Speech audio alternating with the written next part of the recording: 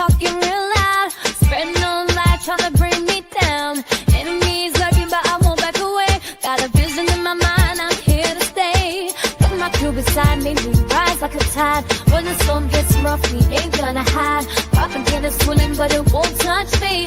Only love around, that's how it's gonna be. Keep moving forward, never looking back. The truth's in the power, it's an unstoppable track. In the city lights where dreams collide, we hustle through the night, fire in our stride. Whispers in the dark can't dim my glow. With rhythm in my soul, I'm ready for the show. We break the chains, rewrite the rules in this concrete jungle where nobody's fools. Unity sings louder than the lies they scheme. In the heart of the struggle, we dare to dream. Keep moving forward, never looking back. The truth's in the power, it's an unstoppable track. Another Queen Ahmadiyyah production.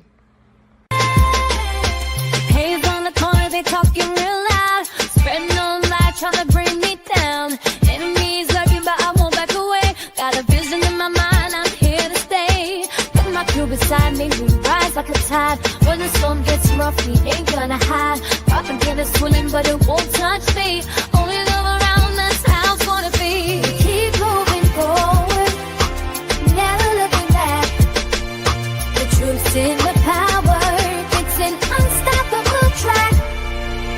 In the city lights where dreams collide, we hustle through the night, fire in our stride.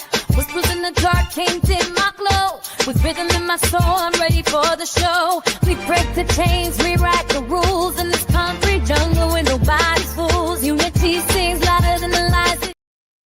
All right. Hello, everyone. Thanks for tuning back in once again to the original Queen Ahmadiyyah Shakur show. I'm your host, Queen Ahmadiyyah Shakur. So as you're coming in, please feel free to go ahead and subscribe to the channel. If you haven't done so already, be sure to click that notification bell and click the word all so you're notified each time the Queen Goddess goes live. Okay. Also, don't forget to double check and make sure that you're still subscribed, especially if you have not been receiving those notifications, because you know how it goes down in these YouTube streets. Okay. Now, with that all being said, before we get into it, let's have a brief word from my sponsor at 12 Tribes. Do not buy 12 Tribes on Earth hair growth oil and hair magic elixir unless you want super healthy, gorgeous hair that grows. They have a whole line of amazing hair growth products, including hair growth leave-in conditioner spray, hair growth shampoo, hair growth spray, and hair growth butter. I'm starting to sense a theme here.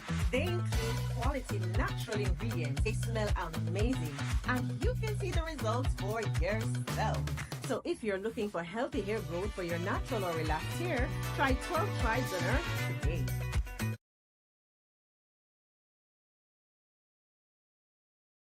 Okay, so don't forget you can purchase 12 Tribes oil at Etsy.com. Just look for Lisa Crafts, and you can also find it at Walmart.com. And for the men, she has a lovely beard oil that I'm sure your ladies will love and appreciate you for using.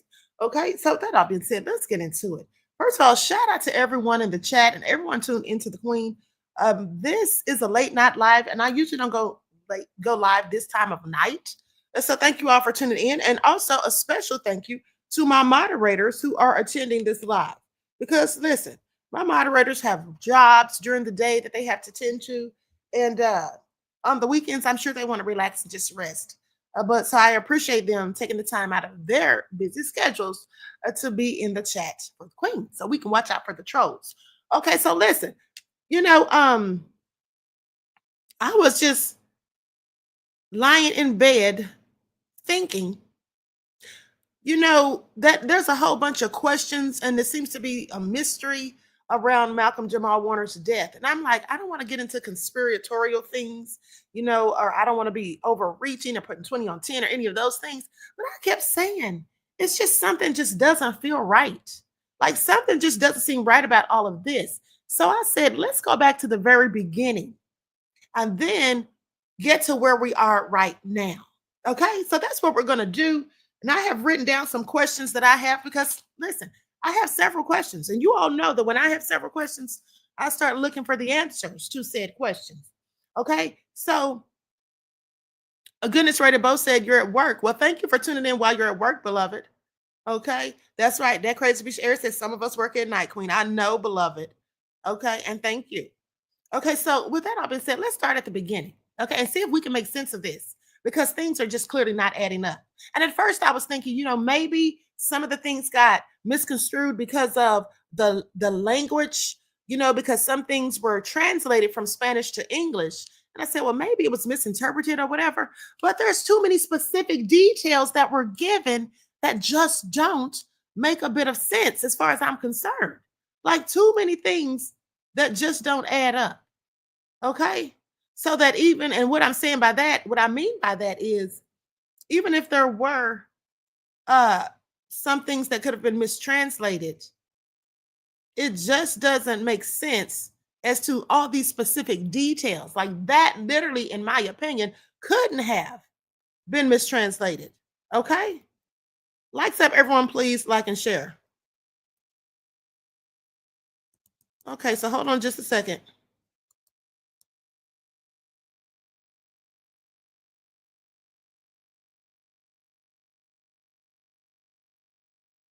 Okay, so I want you all to pay attention because in the initial report that came out about his death, it said that the incident occurred Sunday, July the 20th, while he was on vacation with his family.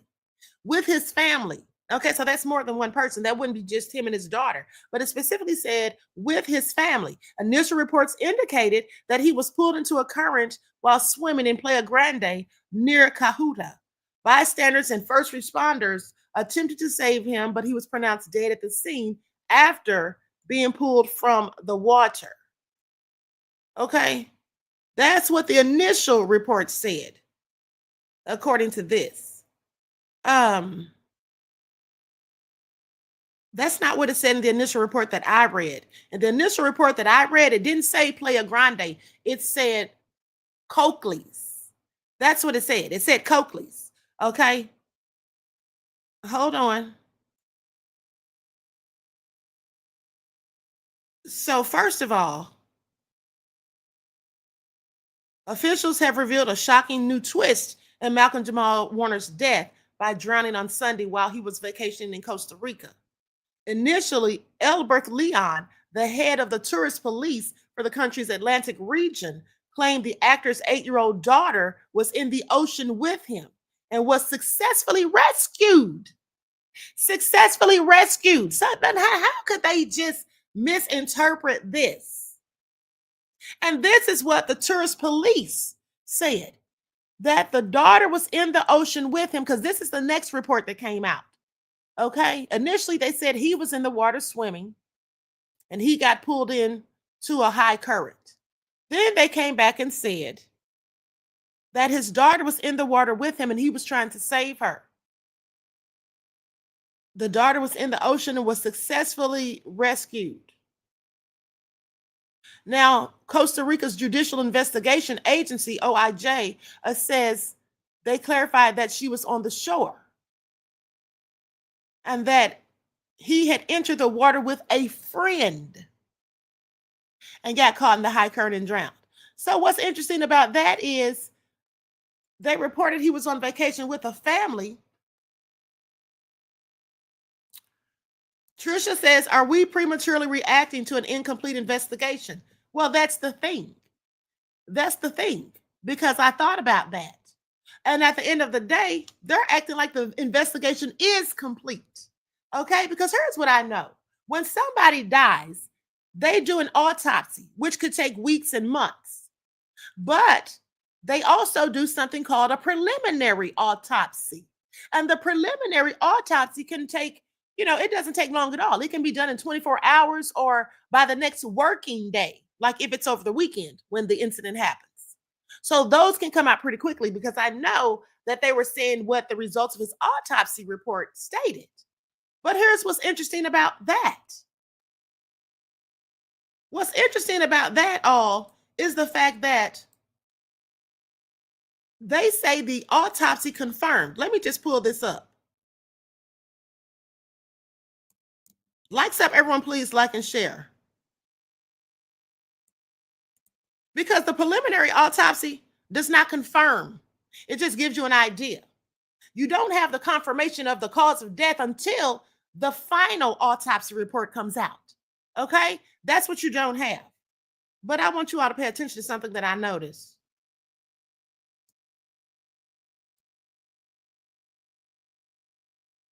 Now it says an autopsy was performed on Malcolm-Jamal Warner after his death in Costa Rica. The autopsy confirmed that his death was due to asphyxiation by submersion and that it was accidental, according to police reports. The autopsy was completed Tuesday, the day after his body arrived in San Juan de Flores. That's what it says. It says his death was confirmed. Now, hold on.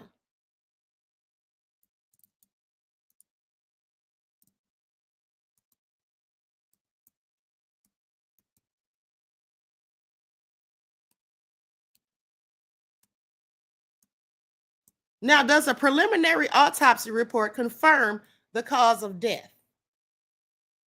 Let me just pull this up on the screen so you all can see this. And here's the thing, Trisha, even if we were responding or reacting to an incomplete investigation, the bottom line is somebody is lying because they said his daughter was in the water and that she was successfully rescued. And then they turn around. Well, before they said he was in the water. And then they came back and said the daughter was in the water and she was rescued. I mean, there's even an article that says that both of them were struggling. How do you get this if she was on the beach? Okay, so whether they're done with the investigation or not, these are things that clearly are inconsistent and both can't be true at the same time.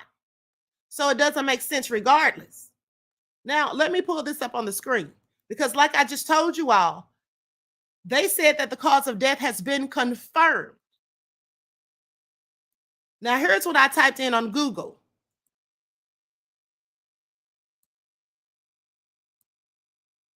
Let me see if I can make this bigger. Okay, hopefully you all can see this. Okay. No, a preliminary autopsy report does not always confirm the cause of death.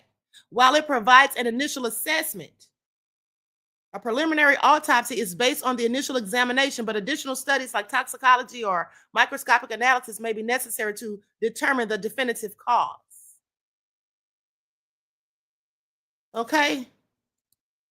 But they said they've already determined it.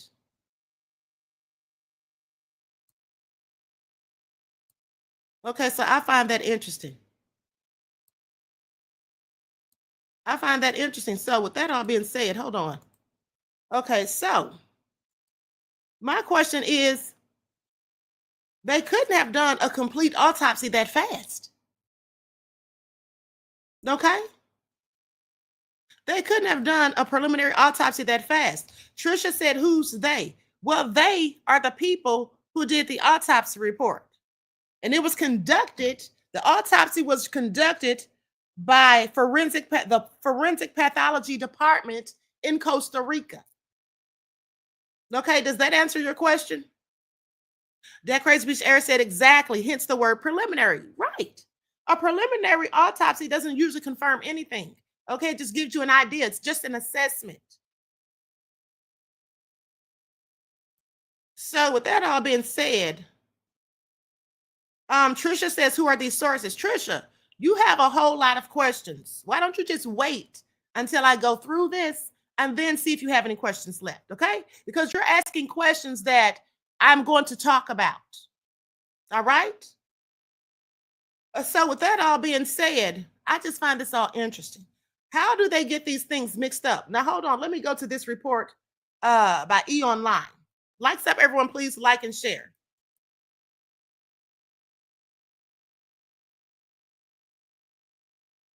Okay, Mr. Warner was playing with his daughter at the seashore at one point, according to Costa Rica's investigation agency. This is what they said in a July the 24th statement.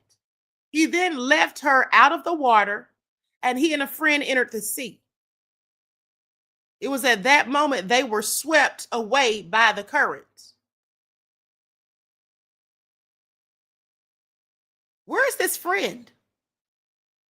That's another question. Where is this friend? And then here's another thing that I thought was interesting. Hold on. They said that his wife had been in Costa Rica with him weeks before his death, but she left for some reason. Okay, which I find interesting because in another report, they say that he arrived in Costa Rica from Atlanta on July the 13th, just a week before his death. So if he had only been there a week, why do they have a report saying that his wife was there weeks before his death and then she left? Okay, do you all see how crazy this is? Hold on, I'm going to go through these articles.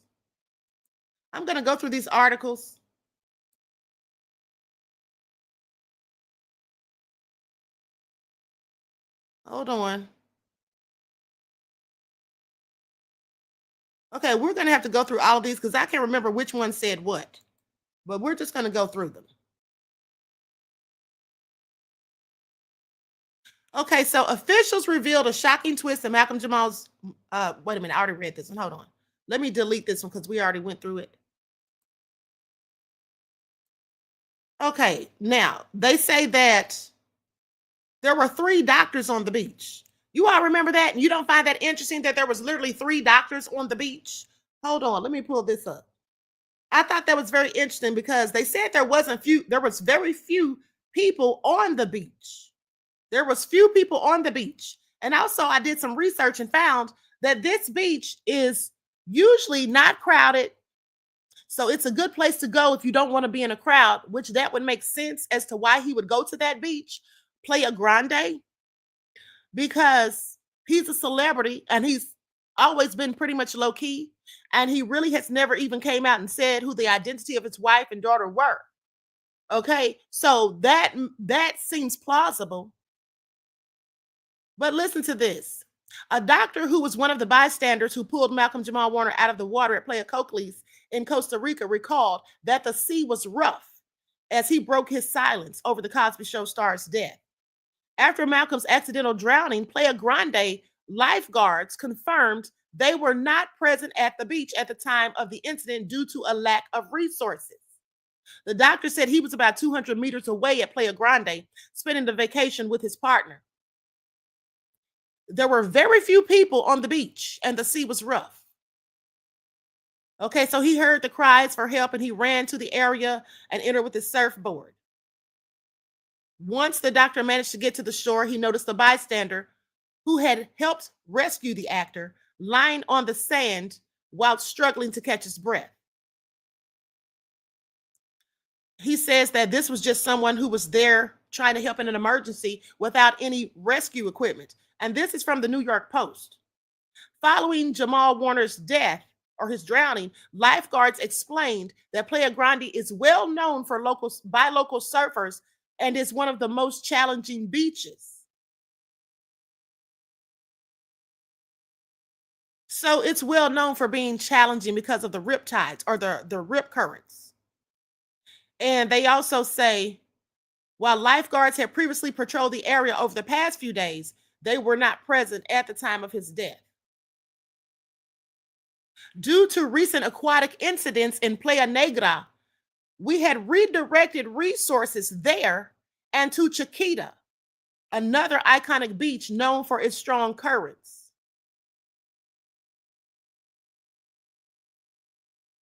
Now, Warner drowned while swimming near Cocles after allegedly being caught by a high current on Sunday.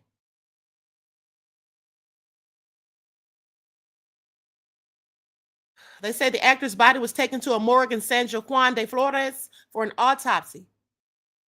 And then, of course, they talk about the cause of death, and they say the second person was caught in the same rip current that drowned the actor and was in critical condition at the time. But now they're saying that he was fine. But this whole thing sounds crazy because at least to me it does. Okay, at least to me it does, because I don't like to be just overthinking things and doing too much. So I was very careful when I was looking this stuff up. Now they say that he died in Playa Grande, right? But didn't another article say that he died at Playa Coakley's? Yeah, it did. So then I said, and then there was an article that said Coakley's Beach. So then I thought, well, maybe Coakley's Beach and Playa Grande are the same thing. So I looked that up. I'm going to share my screen.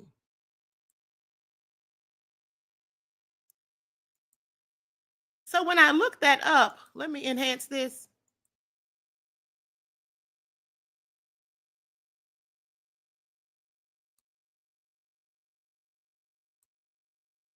Okay, so then I looked that up. No, Coakley's Beach and Playa Grande are not the same place in Costa Rica, although they are both popular beaches in Costa Rica. Playa Coakley's, located on the Caribbean coast in Limon province near the town of Puerto Viejo, is about 3.8 kilometers from Puerto Viejo and about 4.5 hours, 4.5 hour drive from San Jose. Playa Grande, located on the Pacific coast in Guanacaste province, just north of Tamarindo. So these are not the same places. So why are they giving us two different places? Like, does that make sense to you all? Does that make sense to you all? And then it says Playa Coakley's has a relaxed vibe and is considered a lively spot attracting beach lovers and surfers. Playa Grande considered more tranquil and natural, especially compared to the bustling Torremenda. In summary, Coakley's Beach is a lively surfing focused beach on the Caribbean coast, while Playa Grande is a more tranquil beach on the Pacific coast, known for its natural beauty, wildlife, and nesting sea turtles. So why are they telling us two different places? Is anybody thinking this makes any sense? Because I don't think it does. Okay, does that make sense to you all? Why are they saying two different places?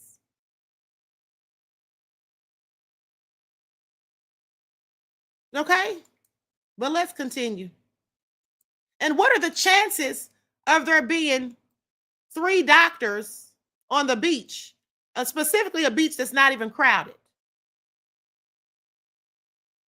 Because remember, the doctor who said that he was trying to save him, the one who supposedly pulled his body from the water, said 2 other people who identified themselves as doctors came to help. So there was 3 doctors on a beach that's not even crowded. One's in the chat if that makes sense to you. One's in the chat if that makes sense to you, that there's 3 doctors on the beach at once. That just sounds kind of crazy to me. Okay, I could see there being 1 doctor amongst the crowd of people on the beach, but 3, and it's not even really a crowd because they said it's not a lot of people on the beach. Okay, so that's just not making any sense to me, but hold on. Then I looked up how many drownings. Hold on. First of all, what we learned. Now listen, I want y'all to pay attention, because didn't I just show you that Playa Coakley's and Playa Grande are not the same thing? They're not the same place. Okay, so they say he died in Playa Grande. But check this out. Y'all see this? What we learned about Playa Coakley's, the Costa Rican beach where Malcolm-Jamal Warner drowned. Now they're saying it was Playa Coakley's. Isn't that what I told you all? That's what it said in the first place. It said Playa Coakley's in the province of Limon or Lemon. Okay? Goodness Rated Bo said maybe the beach is for rich people. It doesn't matter if the beach is for rich people or not. The point is, why are they saying he was on 2 different beaches when he drowned? Why are they saying he was on 2 different beaches when he drowned? Make it make sense. Okay? This doesn't make any sense. What we learned about Playa Coakley's, the Costa Rican beach where Malcolm-Jamal Warner drowned. But they say he was on at Playa Grande. Okay, so I'm just saying, make it make sense. Now, then I said, well, maybe Playa Coakley's and Playa Grande are close in proximity to each other. So I looked that up because maybe that's why people are confused, is what I was thinking. Okay. So I looked up, is Playa Coakley's close to Playa Grande? It says no. Playa Coakley's and Playa Grande are not close to each other. It says they're not close to each other. Playa Coakley's is located on the Caribbean coast of, like I said, Costa Rica near Puerto Vallejo, while Playa Grande is on the Pacific coast, north of Taramunda. Okay, so now the question is, how far is it? How far is Playa Coakley's from Playa Grande? And you saw how it came up quickly. That's because I already looked it up before I got on here. But I just want you all to see it. It's 7 hours and 30 minutes. It's 7 hours and 30 minutes. Y'all see that? Do y'all see that? Now, how in the hell did they make this mistake? Somebody is lying. Like, it seems like they're purposely trying to mislead us. This is not making any sense. Nicole says they didn't get their story straight before confirming their lies. That would be a shame if this was foul play. Absolutely.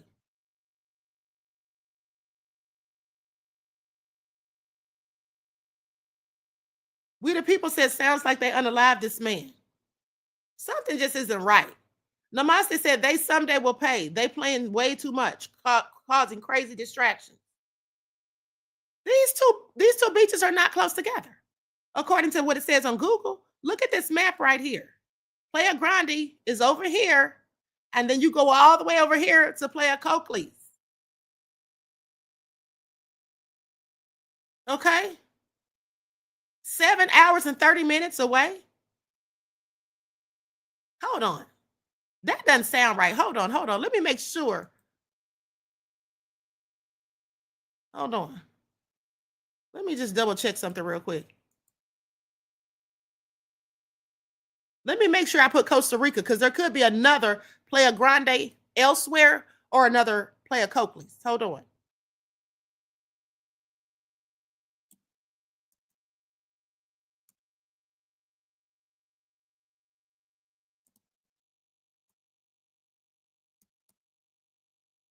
Let me be specific.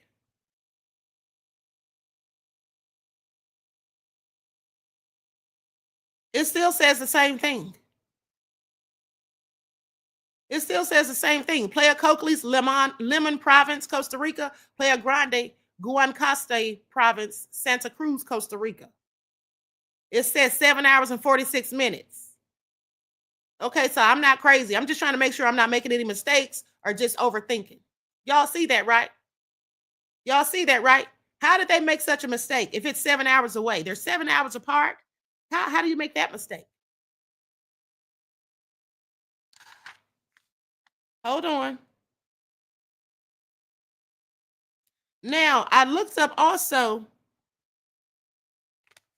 Hold on. Let me pull this up.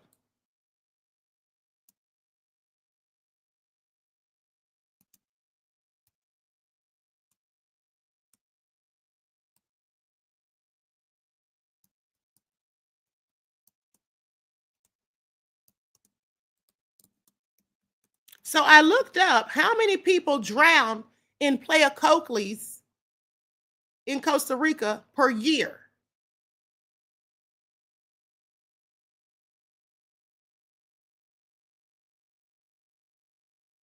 Okay, Playa Coakley's. Okay, that's the one I looked up first. How many people drown in Playa Coakley's in Costa Rica per year? They say, well, let me just put this on the screen. And I'm looking at both of these, Playa Coakley's and Playa Grande, because there's been reports about both of them. Some reports say he died in Playa Coakley. Some say he died in Playa Grande. Okay, so that's why I'm looking at both in case anybody's wondering. But right here, this is what it says. It says, I hope you all can see that. It says, while it's difficult to pinpoint an exact annual number of drownings at Playa Coakley's, Costa Rica, reports indicate that there have been no drownings since 2004 at Playa Coakley's, thanks to the presence of a lifeguard team specifically trained in identifying and managing rip currents.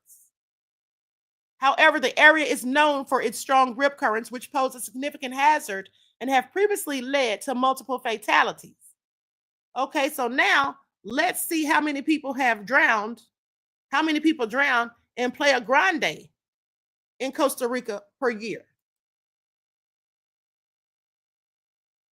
While there isn't specific data for Playa Grande alone, it's estimated that about 50 people drown in rip currents across Costa Rica annually, with a significant portion being tourists.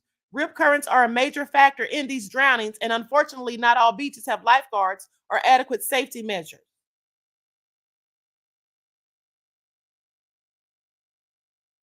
Okay, so y'all see that?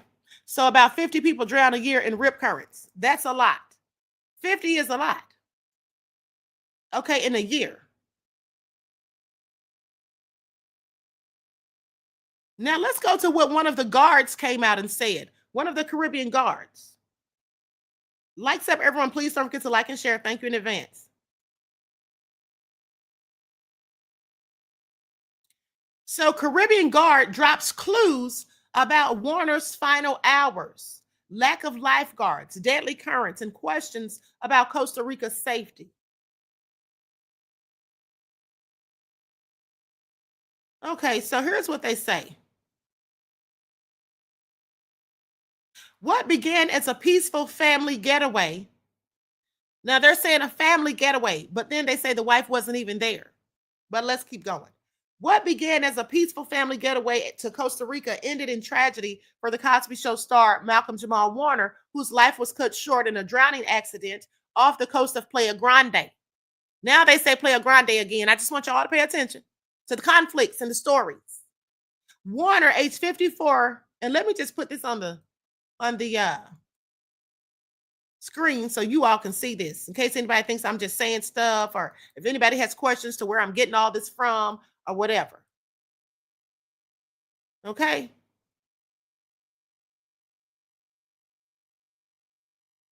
So what began as a peaceful family getaway to Costa Rica ended in tragedy for the Cosby Show star Malcolm-Jamal Warner, whose life was cut short in a drowning accident off the coast of Playa Grande. Warner, age 54, was swept away by an unexpected rip current while swimming over the weekend, with authorities confirming that his cause of death was asphyxiation by submersion. The incident unfolded quickly, according to the Caribbean Guard, a volunteer organization that monitors beach safety in the region. Although beachgoers attempted to intervene, their efforts were in vain. Despite immediate CPR attempts on the sand, Warner could not be revived. Now, missing lifeguard and misplaced resources. In a recent public statement, the Caribbean Guard revealed that no lifeguard was on duty at Playa Grande when Warner drowned. The organization had diverted its limited personnel to two other beaches, Playa Negra and Chiquita, after recent water-related emergencies in those areas. The disclosure cast a spotlight on systemic resource limitations, and the growing danger posed by unmonitored beaches in the country. The organization described Playa Grande as one of the most treacherous coastal zones in the region. Warning signs posted in both English and Spanish are prominently displayed, cautioning of potential drowning. But despite the known safety risk, and safety coverage remains inconsistent. So I want you all to pay attention. Now, let me see if this is making sense to you all. So you mean to tell me that Malcolm-Jamal Warner went to a beach that's known for treacherous waters and for drownings, the potential of drowning, treacherous coastal zones in the regions, and there's signs literally everywhere, warning signs in both English and Spanish, warning people about the potential drownings, the cautions of potential drownings. So does that make sense to you? Because if he was at that beach and he knew that there was a risk of potential drownings and about rip currents, and then there's signs everywhere, do you really think he would have gotten in that water and left his daughter on the beach by herself? First of all, that sounds crazy as hell. Who's going to leave their daughter 8 years old on the beach by herself? Okay, how does that make any sense? And then after he drowned, What happened to the daughter if the mother wasn't there? Did the friend take the daughter into custody with him? Did she go to the hospital, to the police departments? What happened? And what happened to the friend that they claim went into the water with him? Because they don't mention him anymore. And they say this was a family vacation. So when did the friend get there? Did he come with them on the family vacation? This is not making any sense to me. The Caribbean Guards post also expressed frustration at the lack of institutional support. The group, composed entirely of volunteers, has pleaded with Costa Rica's national government and local leaders for stronger beach safety measures and long-term investments. The organization underscored that while they have prevented numerous tragedies in recent years, their limited manpower means that they must constantly make trade-offs, often with tragic consequences, without additional public funding, stronger policies, or private sector backing. They warn the death toll will continue to rise. Authorities also confirmed that Warner was not the only swimmer caught in the powerful current. A second man, who has not yet been publicly identified, remained in critical condition after being pulled from the same area. His condition serves as a stark reminder of the perilous nature of unguarded surf zones, particularly by tourists unfamiliar with local water patterns.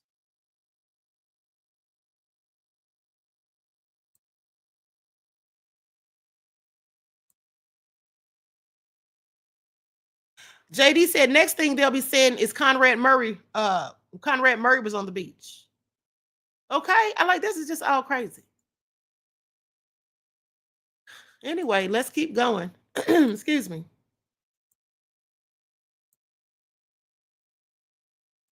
So that's what the guard said.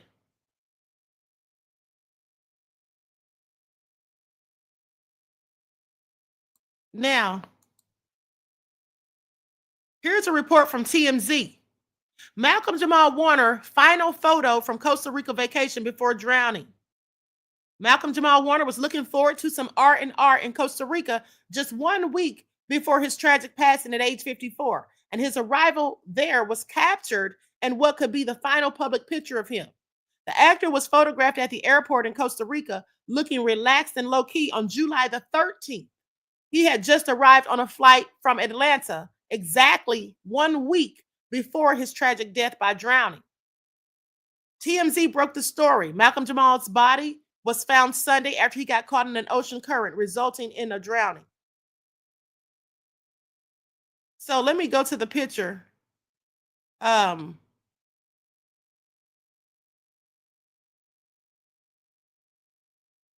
To the picture of him at the, I guess when he arrived at the airport. Likes up, everyone, please like and share. Thank you in advance. This is the picture of him.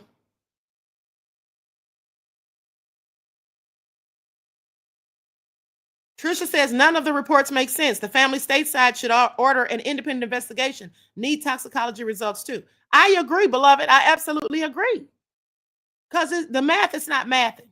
Now, mind you, pay attention to that, because to that report that I just read, because they said that he arrived there a week before his drowning. Okay. They say a week before his drowning. Now, hold on. Let me look up something real quick.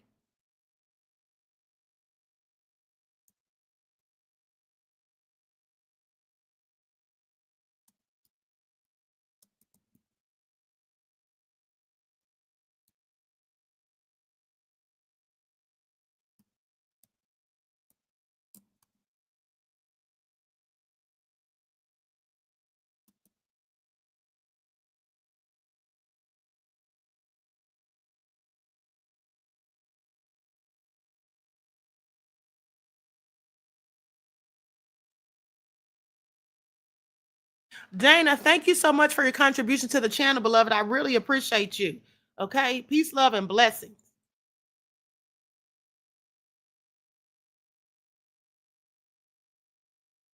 Okay. Now, I'm trying to find that article that said that his wife was there and she left.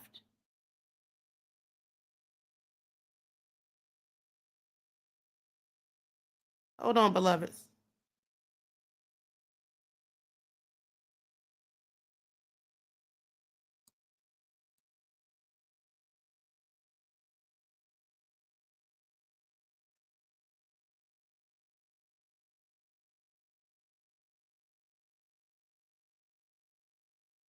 Now look at this.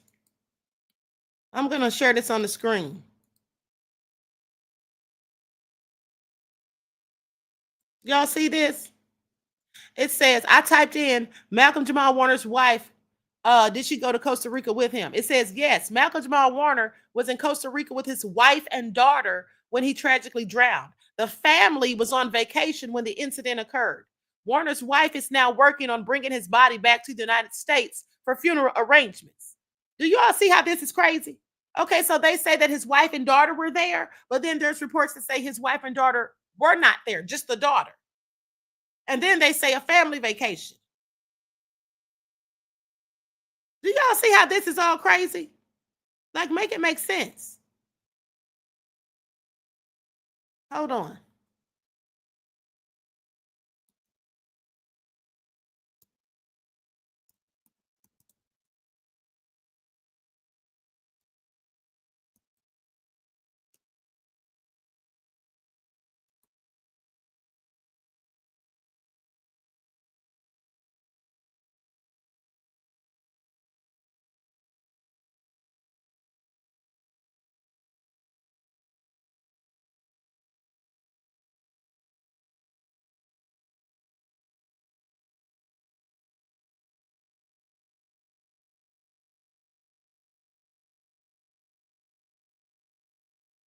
Now, here is another article that says Malcolm-Jamal Warner was swimming with his 8-year-old daughter when he drowned.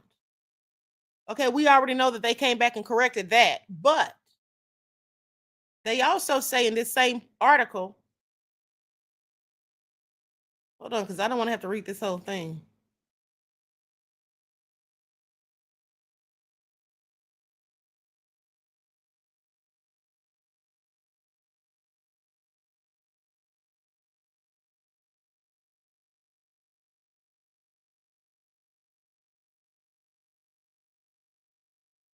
I'm trying to see if they say anything about his wife in this one, because I could have sworn they did, and it was this one. Hold on.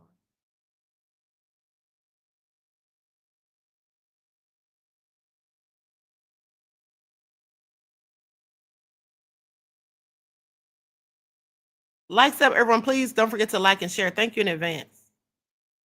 I think he decided to come to Atlanta just because it felt, hold on, it felt more like a home to him. Felt more like a home to him.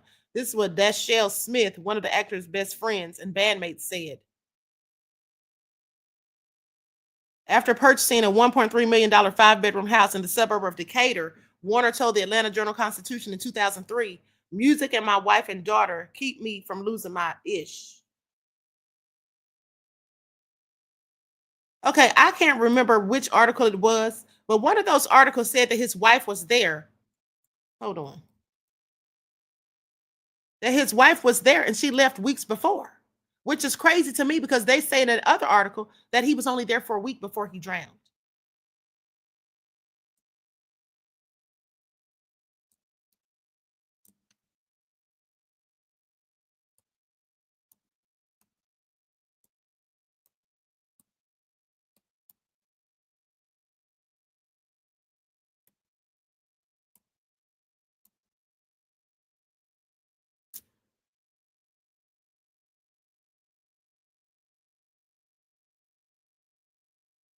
Okay, here it is. It says Malcolm-Jamal Warner's wife had left Costa Rica before he passed away. According to TMZ, citing a source with direct knowledge, Warner and his daughter were in Costa Rica before the tragedy. Now, I want y'all to listen to this. Because I knew I wasn't crazy. Okay, I'm gonna share this on the screen. I'm gonna share this on the screen. Hold on.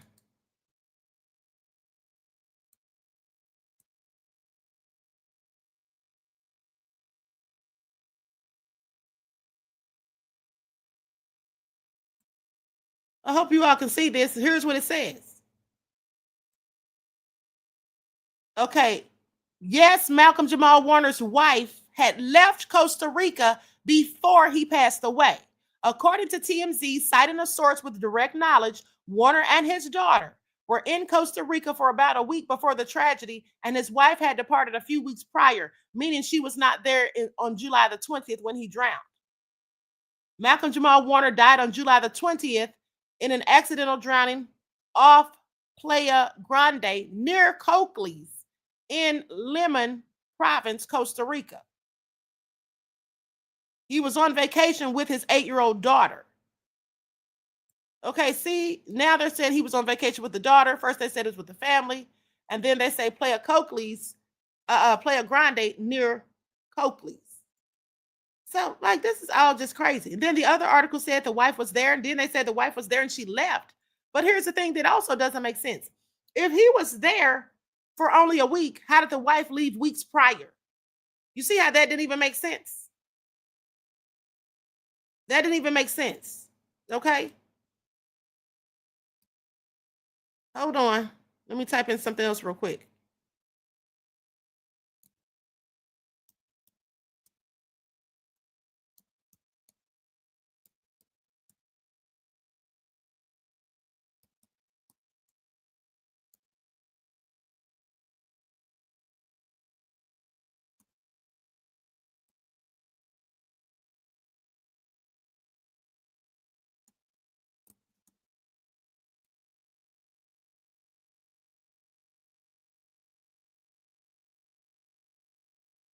Okay, so in what I just showed you all said he was in Playa Grande, close to Coakley's. Isn't that what it said? So then when I look up Playa Grande and Playa Coakley's, again, it's still 7 hours. Like this stuff is, I don't know, this is giving me a headache. This stuff is crazy. This is real crazy to me. It's just not making any sense.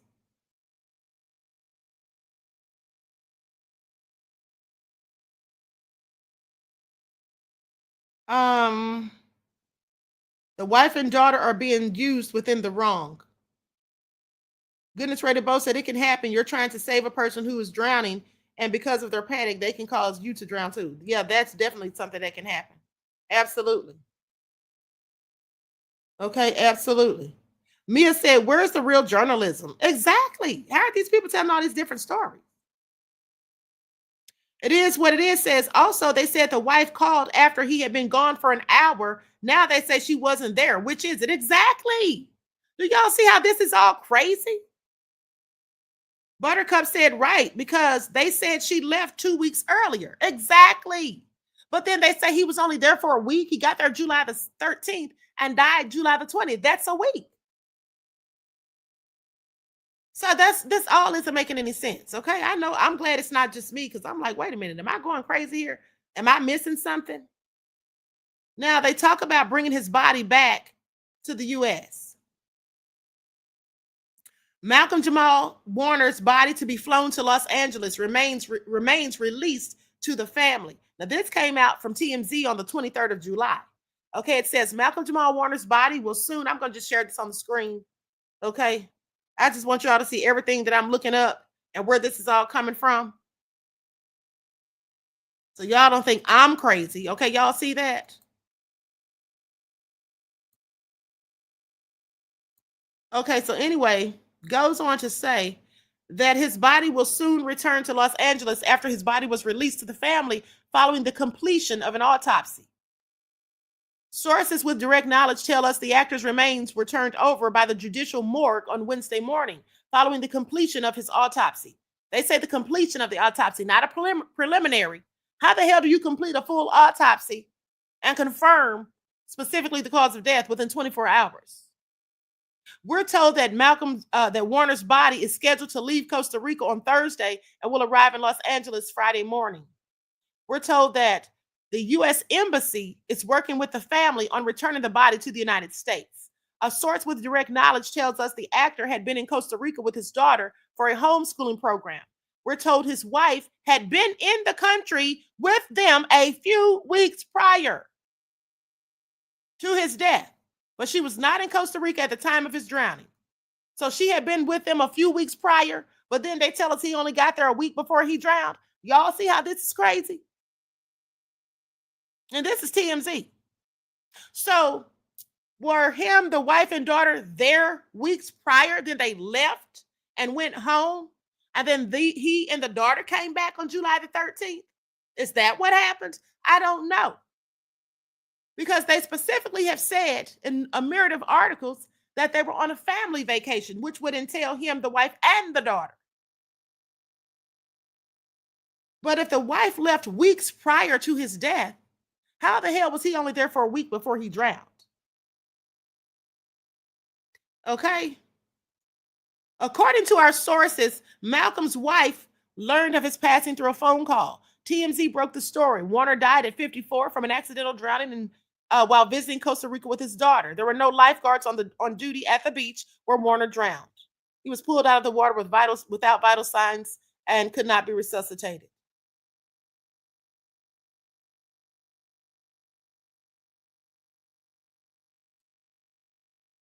Something is absolutely not right. These stories seem like they're meant to confuse us. Okay? They seem like they're meant to confuse us. Hold on, let me look up something else real quick.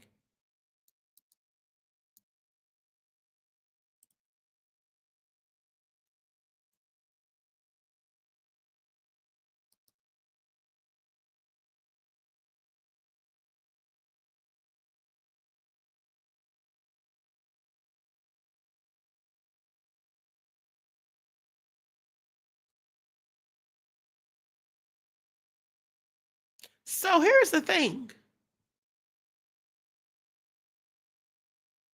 I typed in, did Malcolm-Jamal Warner have issues in Hollywood? Now look what it says.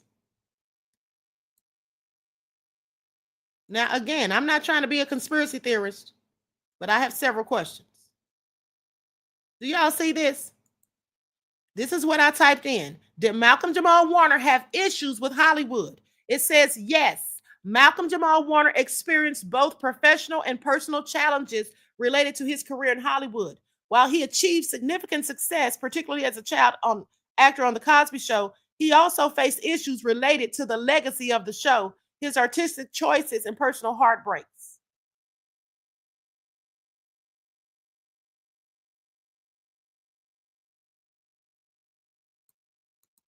Hold on.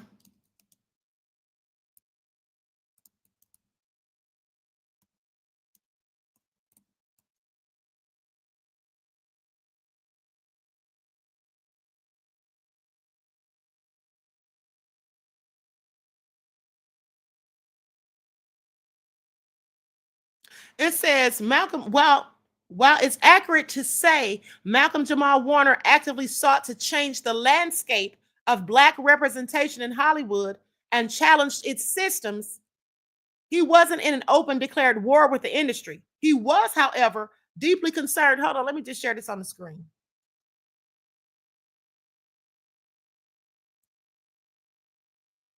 Okay, can you all see this? While it's accurate to say, because I typed in, this is what I typed in. Was Malcolm-Jamal Warner at war with Hollywood? While it's accurate to say Malcolm-Jamal Warner actively sought to change the landscape of Black representation in Hollywood and challenge its systems, he wasn't in an open declared war with the industry. He was, however, deeply concerned about cultural theft, manipulation, and the silencings of truth tellers in the industry. He aimed to expand what authentic Black representation could look like and often spoke out against the industry's practices, even while navigating his own career within it. Do y'all see this? Do y'all see this? I want y'all to pay attention. Do y'all see this? Do y'all see this? Because this makes me definitely think something shady is going on here.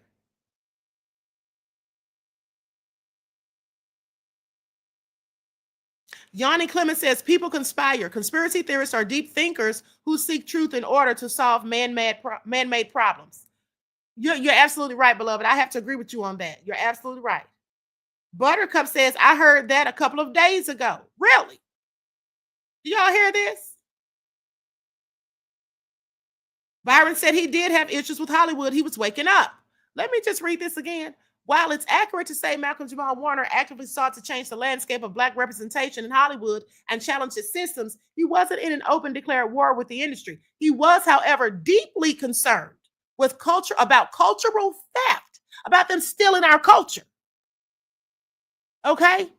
Manipulation and the silencing of truth tellers within the industry. How do they silence truth tellers in the industry? Does anybody care to guess?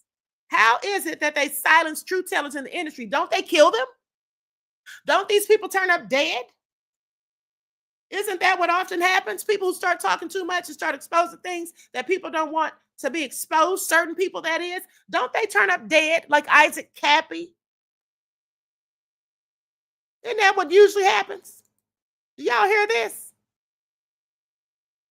This is all real crazy. Now, this further arouses my curiosity and suspicion. Okay?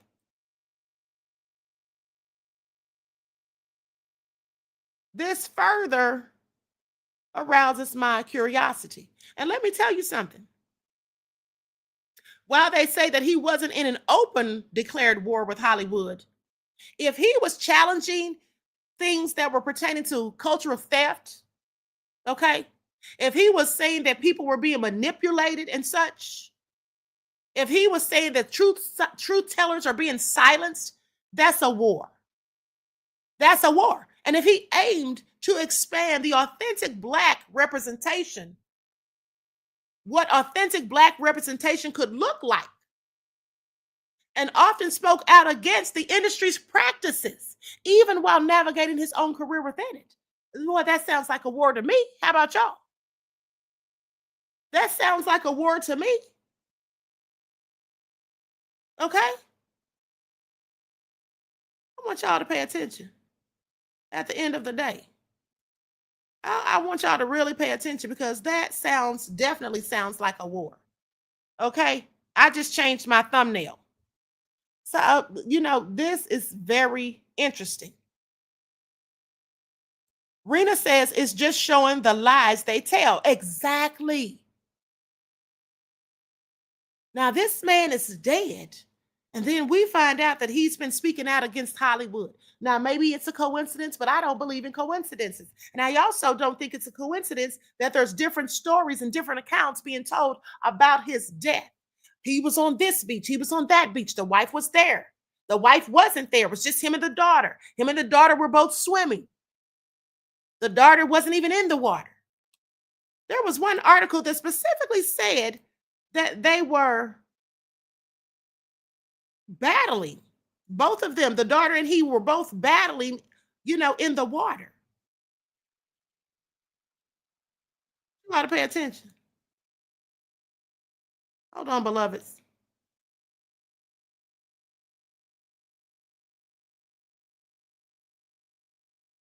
It said he and his daughter were both drowning, struggling in the water. The duo, it said. I can't remember which article that was, but I read an article that said that he and his daughter, the duo, were struggling in the water.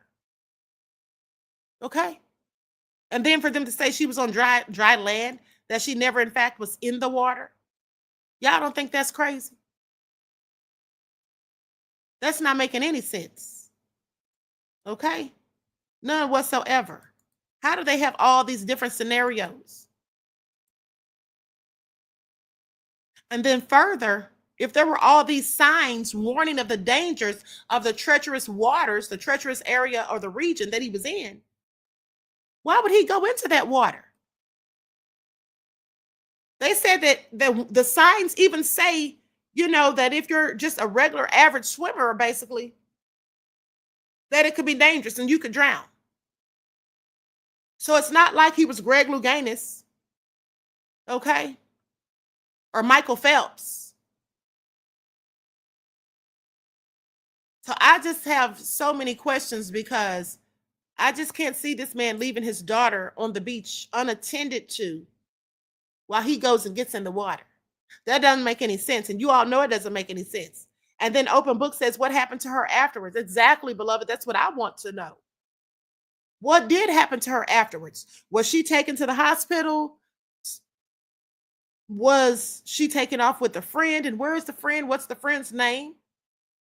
Who's this friend they talk about in some of the articles? And then in some of the articles, they say it was a 29-year-old Nicaraguan man who tried to save him, who went into the water to try to save him. And that man had no connection to him. And then the doctor said that when he helped to pull him out of the water, he saw another man lying on the beach struggling to breathe. This was someone who went in to try to help him without any equipment, he said. He doesn't say anything about a friend.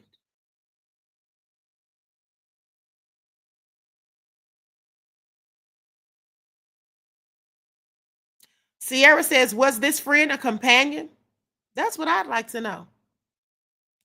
That's what I'd like to know.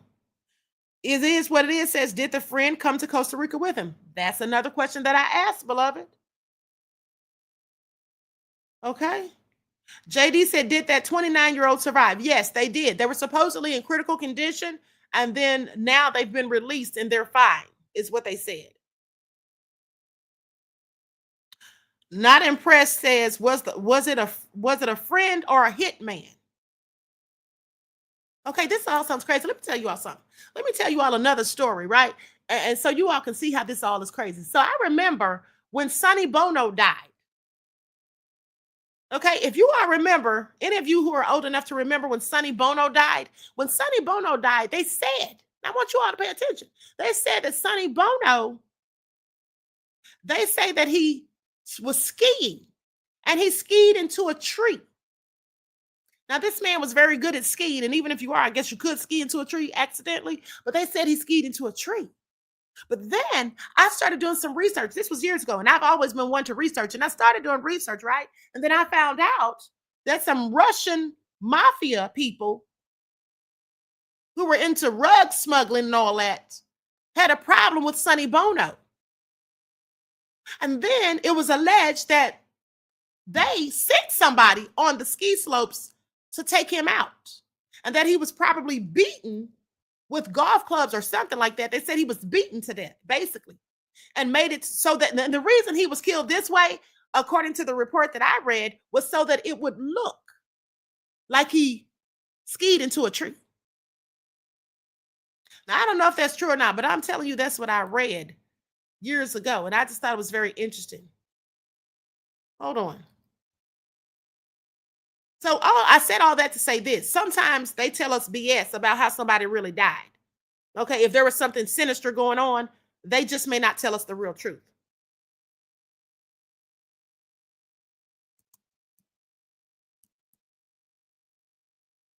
Likes up, everyone, please like and share.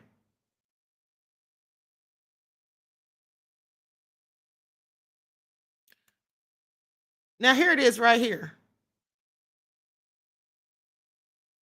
Hold on.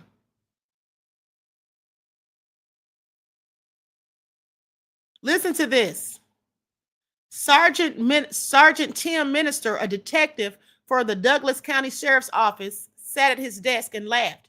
He had seen a headline in the January 11th edition of the Globe, a tabloid, claiming that Sonny Bono was murdered when he died at Heavenly Ski Resort 2 years prior.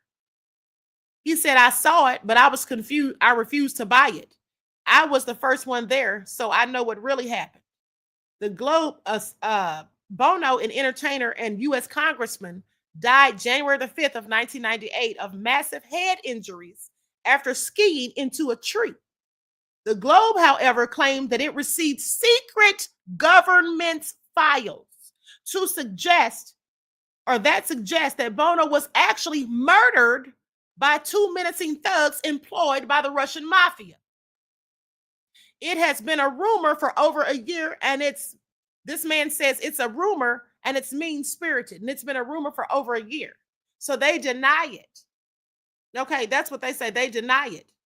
And they continue to say that he hit that tree. But here's the thing. The Globe article said Bono was being chased when he hit the tree, and that he had become a target because of his efforts in the war on rugs. He was co-sponsor of the Methamphetamine Elimination Act of 1997 and bravely stood up to pushers like the ruthless Russian mob.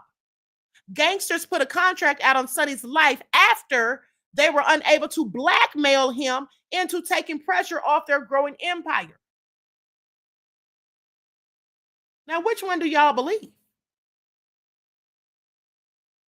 Which one do y'all believe? I just find this very interesting. And then here's what his wife said. The only verifiable facts in the article are the date of Bono's death and Mary Bono's concern that her husband's use of prescription drugs may have contributed to the accident. I am 100% convinced that is why he died. This is what his wife told the TV guide when it happened. What he did showed absolute lack of judgment. That's what pills do. They take away your thought process. She said he was taking 15 to 20 pills a day at the time of his death, and that the rugs made him moody, withdrawn, and angry. The Globe article dismissed the rugs as a possible cause of the accident, and it claimed a woman feigning an injury lured Bono into the woods.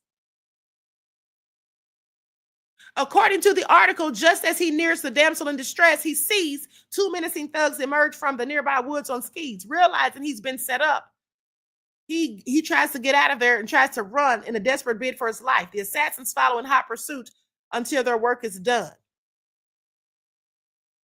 The article also has heavenly security tapes have identified three mysterious figures, one of whom was registered at the Heavenly Resort Lodge. So they're saying this was captured on video, because I was thinking, how the hell did they know all of this? But it says that there was heavenly security tapes that identified three mysterious figures, one of whom was registered at the resort that he was at. Now, this all could just be BS. But here's the thing I find interesting. Here's what I find the most interesting about this whole thing with Sonny Bono. His wife, if her husband was on prescription drugs, why would she come out and say those things about him? That sounded kind of callous to me. Don't you think that his wife would say, well, that was just a lack of judgment? Okay?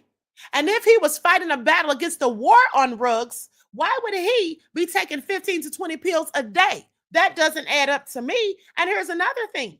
After he died, his wife took his place. Was she in on it?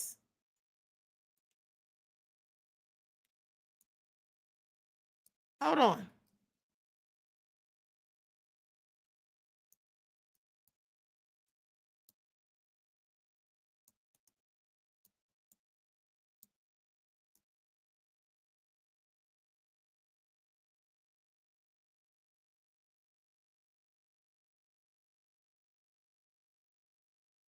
As a member of the Republican Party, Bono was first elected to Congress in 1998. And they're talking about his wife. She was first elected to Congress in 1998 to replace her late husband, Sonny Bono, who died in office months earlier. She sat on the Energy and Commerce Committee and was the chairwoman of the Subcommittee on Commerce, Manufacturing, and Trade.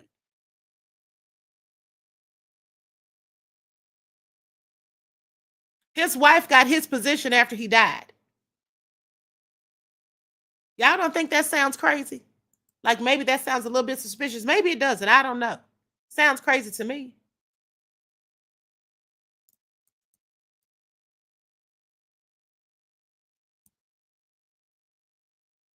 Hold on, beloveds.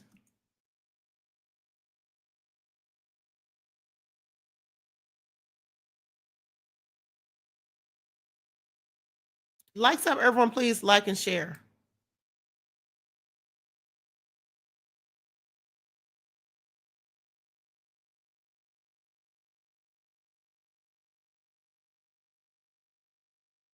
And then his wife comes out and tells the Los Angeles Times that Bono had a dependence on painkillers.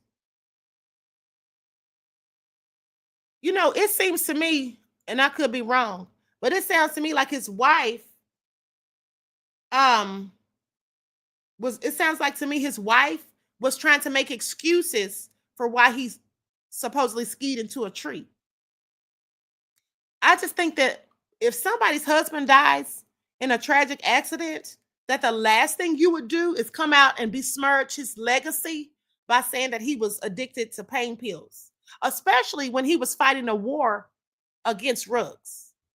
Like, that doesn't even make sense to me. So what I'm saying is there's a lot of times when things happen and then people put out fake stories or they just don't tell the truth. They're saying the globe, is lying. That's what this man, Mr. Minister, that's what he was basically saying, that he didn't believe it. But these people said that they had government files. I don't know how they got them. They said that there was video surveillance footage. Okay. Above all that drama, said maybe she was paid off by the Russians to say that. Well, that's exactly what I was thinking, because she sure got his seat in Congress afterwards.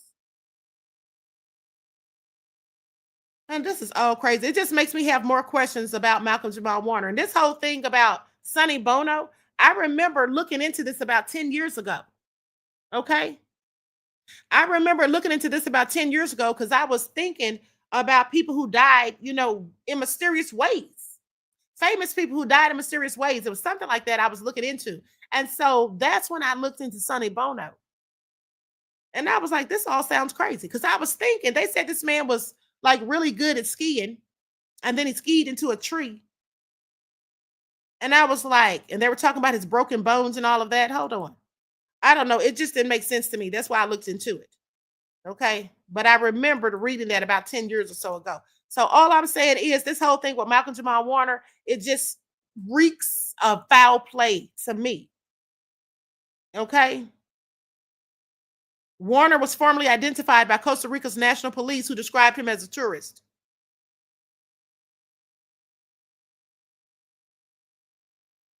What happened to the daughter?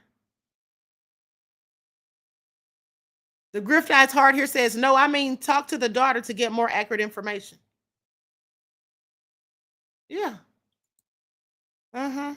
Jamaican girl says his last message is, I'm not surprised that these people showed up for me because that's what they do. Who calls friends these people? Really? That was his last message, beloved? When did he say that?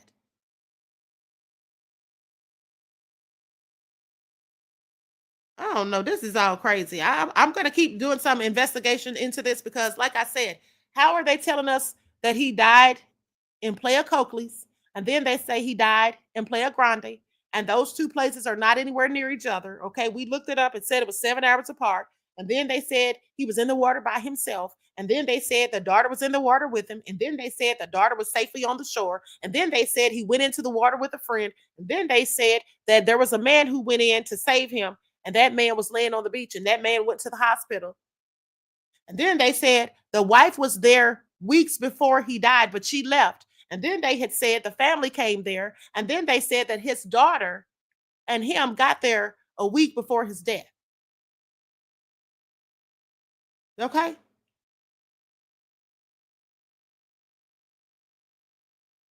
Not making any sense whatsoever. Not making any sense whatsoever. So listen, I'm gonna let you all go because it's getting late. It's 12:45.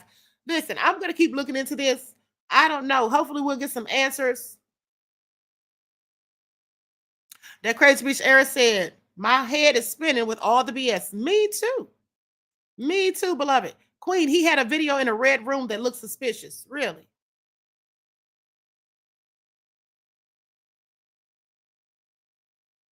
Something about the doctor lived 5 hours away from the scene. I don't know. Guess he the only doctor. Well, there were supposedly 3 doctors on the beach. That's another thing that's real crazy. Okay. How was there 3 doctors on a beach where there was very few people? What are the chances of that? What are the odds? Okay. 3 doctors conveniently on the beach. Nova says a sister channeled his spirit and she stated he was knocked unconscious and pushed from a boat and drowned.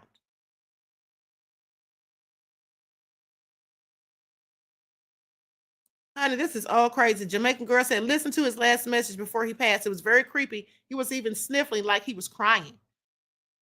Where is this message at? Can somebody tell me where this message is?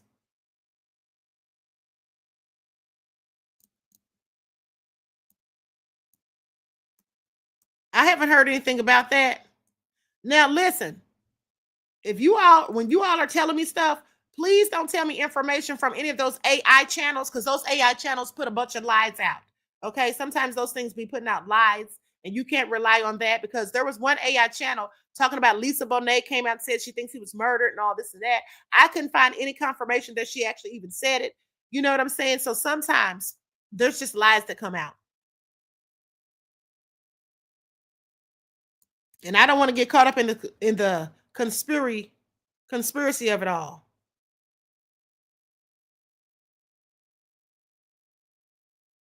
Okay, here's a report right here. Let me see what this says. Cosby Show star Malcolm-Jamal Warner's eerie message before his sudden death.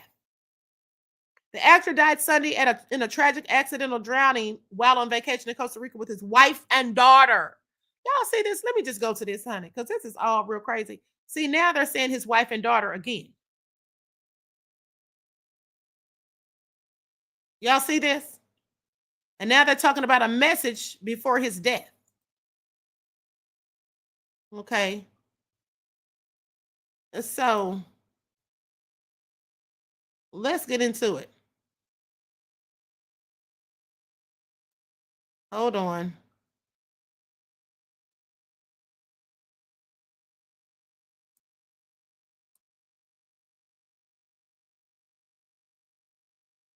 Hold on, beloveds. I think they want me to subscribe.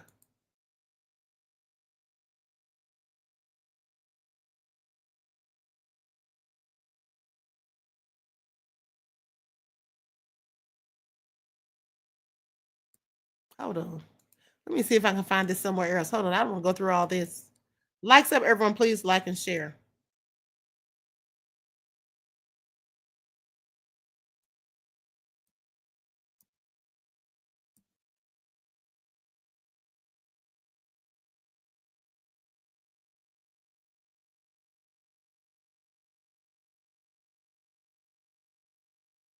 Okay, here's one from the New York Post. Malcolm-Jamal Warner shared an eerie message on his daughter's birthday weeks before his death. This is all BS. I showed you all this video. What was eerie about the message? When he said, just wanted to remind you, as I remind myself, that no matter what's going on, there's always a reason to smile, he continued. If you just take a minute to stop, I guarantee you can find at least one reason to smile. If for some reason you can't find a reason to smile, then that's probably the best time to be the reason for somebody else's smile. That's all I got. What the hell is eerie about that? See how people just put out stuff just for, I don't know, for views or whatever? Okay, because there was nothing eerie about that message to me. And that was the last message that I was able to find. And I showed you all that days ago.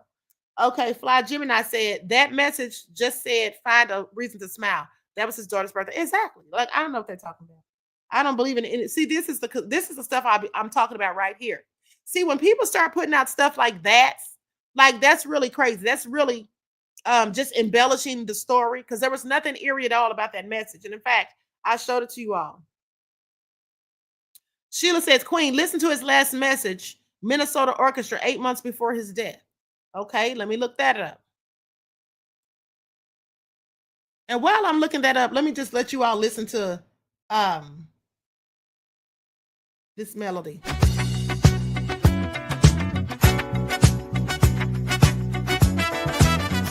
Lights shining down in the moonlight, but I can't help but feel this connection flow with every move. Too long the floor where you smile. Makes me want more. Heartbeat and sing. At the sound of soul, tonight we dance. Just lose control. I can't resist. The way you move is in bliss. Your body's easy. The stars above, this night is ours. Wrapped in our love, the bandits play. Our melody sweet, can't help but feel the rhythm in my feet, even my feet. Like the river spin, all of the dance where we both live. You got that groove, but don't let this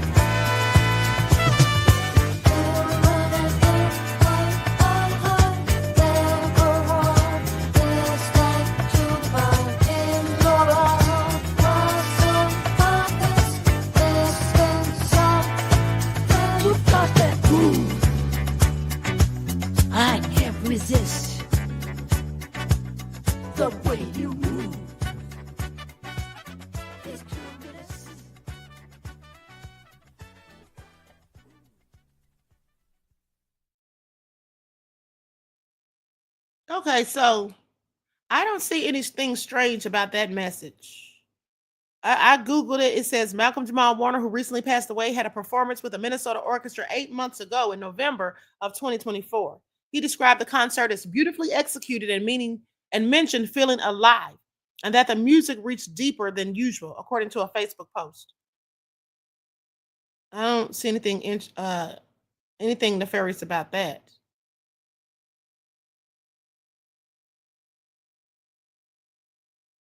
Hold on, let me see something real quick.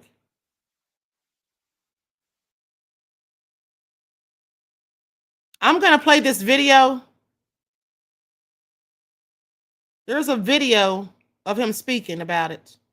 It's like 10 minutes long. I'm gonna play the video. Hold on.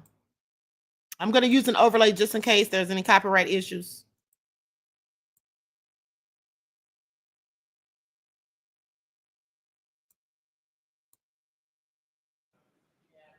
The immortal, imprisoned by mortals who thrive on fears, stoked by lies. And where do those souls go when the trauma is intergenerational? We wear oppression so well, sometimes it's hard to tell if we know we're being oppressed. We wear stress like it's tailor fit, with a passion that becomes so fashion legit that it's marketed to make the world crave it. As we swing low, sing hymns, throw rims on sweet chariots, boil chitlins, pickle pig feet. We beat drums, dance jigs, spit intricate anti-black misogynistic rhetoric over beats that bang harder than the hardest ghetto gangs. For what else would we do with the pain? And the pangs that come with sustained and prolonged dehumanizing debasement, degraded to a subhuman status, diabolically designed for self-hate, but where disgrace has never been an option. We even face fear with such defiance. Shackles and chains were the only way to try to tame the flame of our ancestral beast born in the wild. Flip forward 400 pages to view how the cages have become more sophisticated, how red lines decorate maps like graffiti to dictate dominions that dampen desires. But those ancestral fires defy suffocation, stepped on, but not stamped out. Our spirits continue to dance through subjugation at every junction on our traumatic journey. We transform pain into celebratory mode, communicate code in a language colonizers can't understand, they can't decipher, but they attempt to copy because they know it's clever and cool. And still, we rise like embers in a wildly whistling wind, like the love-struck sun chasing the coy moon, like blunt smoke and our parents' blood pressure. We wear this oppressive air with such an impressive flair, only the few astute, truly fascinated by the truth, dare view our struggle to survive as art in motion. For we are abstract, admired for how we create culture from scratch with scraps. And like indigenous land, we watch it get co-opted, ransacked, and raped, and then draped in lies of meritocracy to justify the equity gap. And we dance and we rap. You see, the art of being Black is often an acrobatic act in defending Black humanity in a world that worships a pale, long-haired Anglo-Saxon savior, even though the Bible clearly describes him as a bronze-skinned, woolly-haired Hebrew.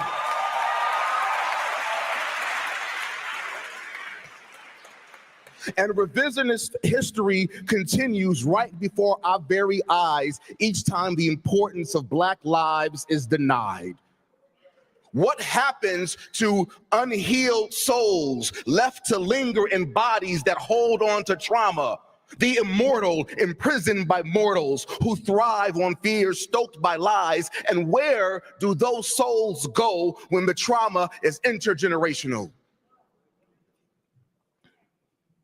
Uninformed race theory critics beget flag-waving parents professing patriotism who prefer their children pretend to be as blind to color as we purport Lady Liberty to be to justice. But she needs glasses so America can see how easy it is to be so indifferent to slavery when it's viewed solely as Black history. But the holy truth is, slavery is white history too.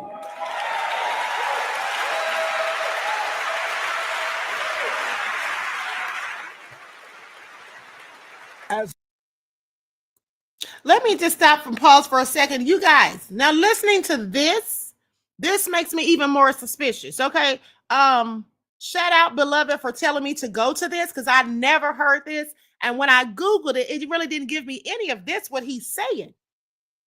Okay. It just basically talked about him saying that he never felt more alive after he spoke or whatever. But I'm so glad you told me to go through this. So thank you again, because this right here, listening to what he's saying, he was absolutely a problem for the industry. Okay. He was absolutely a problem. This is somebody who had, a huge following, specifically the Black community, people who had our ear, a person who had our ear, and a person who was speaking out against oppression, speaking up for his people. With all of those people sitting behind him, I want you to look at their faces as he spoke, and he called them colonizers and talked about how they copy us and then how they deny our significance and relegate us to subhuman. Are y'all listening to this? This sounds like a good reason for them to want him up out of here, because this is a person who to them would be deemed as dangerous. Okay? Let's keep listening. As white as snow-covered plantations in the winter cold, as white as cotton before picked by bloody pricked fingers, as white as white abolitionists, and as white as the white men who own slaves themselves. How much of a toll does it take to drown a soul in a sea of wickedness? Did y'all hear that? Did y'all hear that? I want y'all to pay attention. He said, how much does it take to drown a soul in the sea of wickedness? And then he died by drowning. Another thing I was sitting here thinking about is he was speaking about our ancestors and the things they went through. And in the other report that I did earlier today, I told you guys that they found transatlantic Danish slave ships in the same area they say that he drowned in. Y'all think that's a coincidence? Were they trying to send a subliminal message? He spoke about drowning and then he drowned. He spoke about the ancestors and then he supposedly drowned in the area where the ancestors were recently found in May of 2025. They confirmed that those were transatlantic slave ships that belonged to the Dutch. I want y'all to pay attention, honey, because something about this is absolutely nefarious. Twist and contort to justify an evil that annihilates human rights. As white as... I'm going to roll it back just a little bit since I interrupted, okay? As white as snow-covered plantations in the winter cold, as white as cotton before picked by bloody pricked fingers, as white as white abolitionists, and as white as the white men who own slaves themselves. How much of a toll does it take to drown a soul in a sea of wickedness? To twist and contort to justify an evil that annihilates human rights in the name of God? And what of the intergenerational transmission of trauma passed down to the descendants of those whose religion was genocide and theft of other human lives? And what of the souls of the descendants of the voiceless who had no choice but to stand idly by? As the fear of replacement theory reappears, the soul of America continues to dance at the dawn of the freedom Du Bois discussed in 1903. The color line continues to be problematic in a 21st century melting pot where we still celebrate Columbus Day, but opt to admit his role in the slave trade. Confederate flags still get waved to commemorate defeated states whose desire to own slaves was so great they initiated an uncivil war on their own country.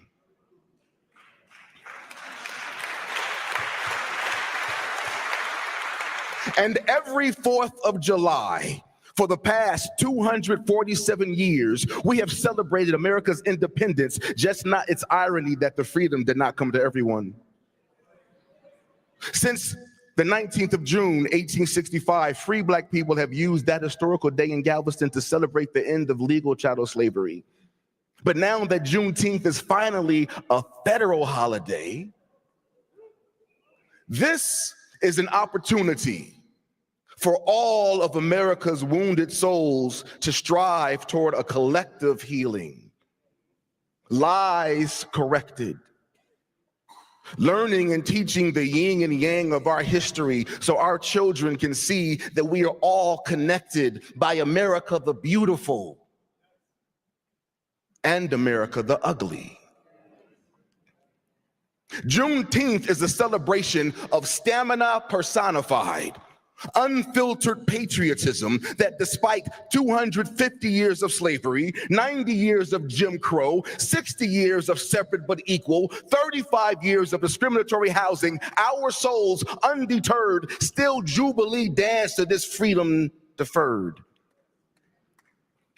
We are art in motion. Through the trauma of a birth of a nation whose foundation was built upon a manifest destiny of lies, looting, and genocide, and policies and philosophies designed to keep up this racial divide, we can continue to find space to illuminate.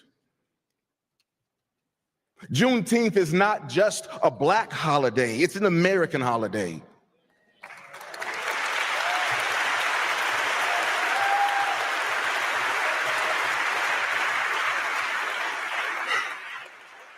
So may the Jubilee of Juneteenth Freedom Day be an invitation for all. An invitation to study the truth of our intertwined history. An invitation to celebrate our tumultuous track as we strive to unite with love and common understanding. May this Jubilee of Juneteenth Freedom Day be an invitation to heal. What happens to healed souls willingly wandering in bodies that no longer hold on to trauma? The immortal invigorated by mortals whose truth has set them free. And what happens to those souls when that freedom is intergenerational? Maybe, just maybe one day, America will know.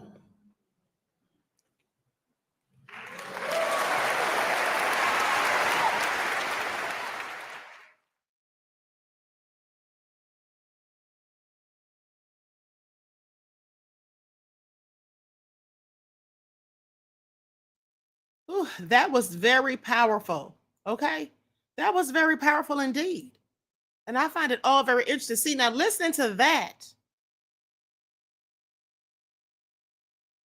That listening to that makes me really think that something nefarious definitely happened. Okay, please pay attention. Now, here's the thing.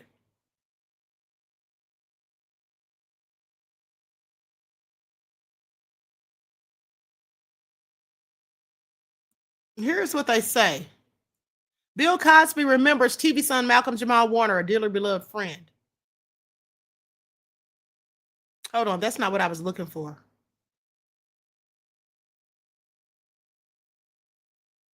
Okay, in the call, Cosby said he spoke to Warner just 3 months ago. What we talked about was something he was very proud of.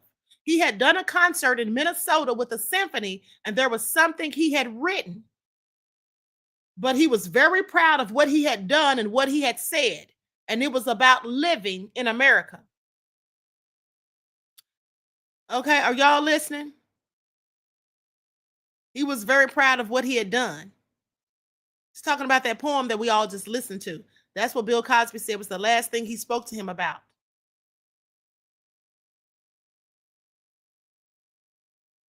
What do y'all think about that? What do y'all think about that? That's the last conversation Bill Cosby had with him. And he was talking about how he never felt more alive. And he was proud of what he had written. And he said that boldly in front of people who don't look like him. Okay? Jay Meadow said he was on point. He absolutely was. Troy Parker said they definitely wanted him out of here. I think so. I really think so, because I'm telling you, when you're a celebrity and you start speaking like that, they will absolutely try to take you down, try to take you out. The Nagahite Israelite says, hear you loud and clear, Queen. Thank you, beloved. Alice Child said he stood up as a black man. He absolutely did. And then he talked about the colonizers and the things that they've done and how they've stolen our history, our cultural, how he talked about cultural theft. Not in that poem specifically, but in what I told you earlier, that he was talking about manipulation of his people and cultural theft. Well, he did even talk about cultural theft in that poem as well. So I'm just saying, all of these things he said, he talked about the Jesus that they portrayed to us, the white Jesus with the long hair, when the Bible specifically says the opposite.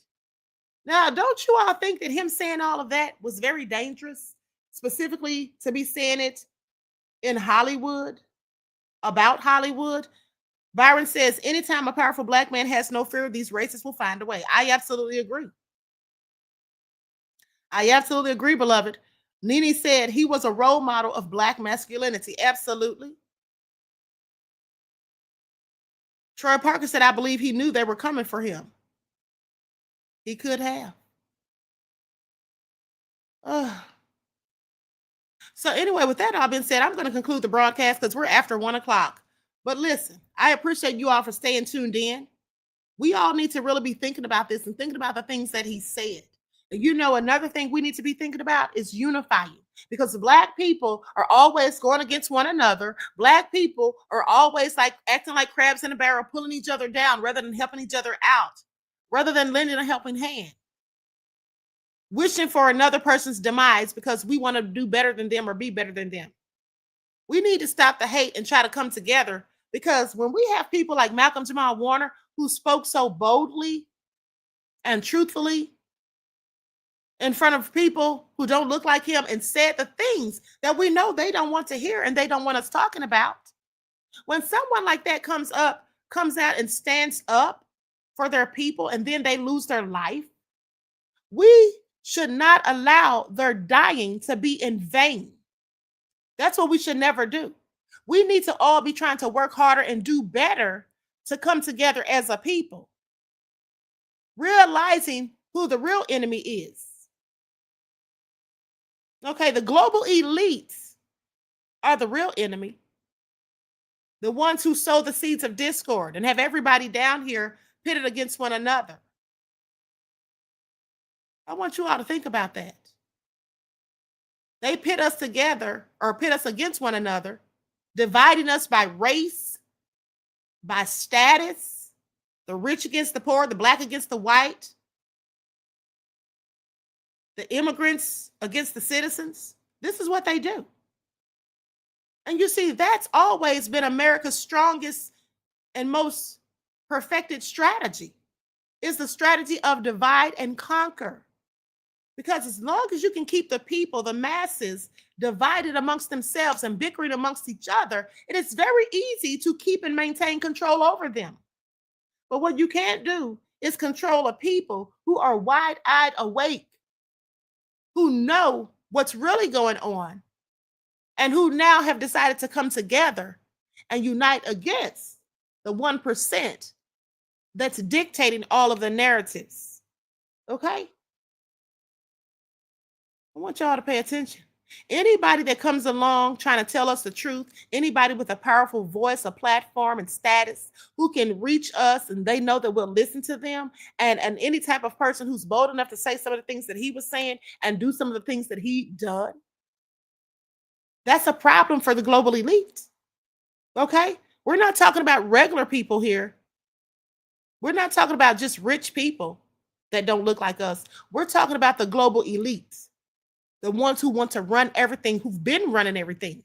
What they can't have is some black man coming out there trying to wake everybody else up who looks like him and standing 10 toes down in his beliefs and saying the truth and calling them out on their BS at the same time.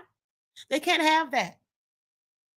Remember, J. Edgar Hoover said that we would never have another black Messiah unless they themselves created one. Okay, I want y'all to pay attention. With that all being said, I hope y'all get a good night's rest. Okay, I love you all to life. Don't expect to see me in the morning. Okay, don't expect to see me in the morning, but I will do a live tomorrow. Okay, so keep your notifications turned on. All right.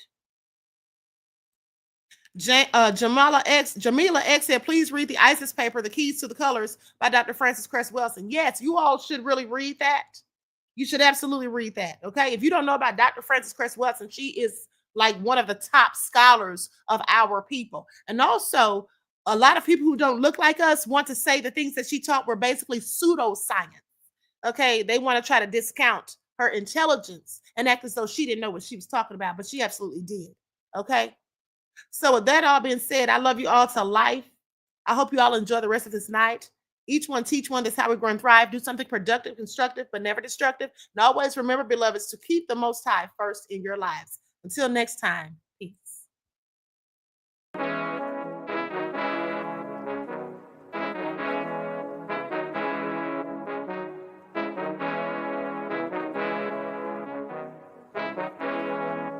Hey, yo, Nick, hit him with that flavor. Gold all in my skin, God all in my blood. Kings all in my circle, you touch one of mine and you're done. They show no love for the queen, why you hating on me? Is it cause I'm free and I got Malcolm X in my jeans? I got dreams like King Luther, shed blood like Kunta. You ain't helping my people, I ain't got nothing to say to ya. I want all the smoke like hookah. Talking reparations, America won't be great until they give us compensation. I'm like, I'm the hottest right now. That's See right. A bunch of lames out here trying to jock on my style. They be doing too much. I'm the queen, it's too easy. It's like they all at Popeyes, how they be talking so greasy. I just sit back and laugh while these haters get madder. So nefarious how they don't want my pockets with cheddar. I tell them they can do better. These snakes in the grass can leave a bite on your ass, cause y'all be trusting too fast. I got my foot on the gas, other one on they necks. Dropping receipts on haters, you better show some respect. I'm never facing regrets, we only facing the threats. Running through every challenge like a relay, break no sweat. It's a cold game, so I got that blanket with me. Now that my people awaken, ain't no going to sleep. I do not play by my piece, this time I'm playing for keeps. You talking slick, but when I see you like them ends, we gon' meet. And I got gold all in my skin, God all in my blood. Kings all in my circle, you touch one of mine and you done. They show no love for the queen, why they hating on me? Is it cause I'm free and I got Malcolm X in my jeans and I got gold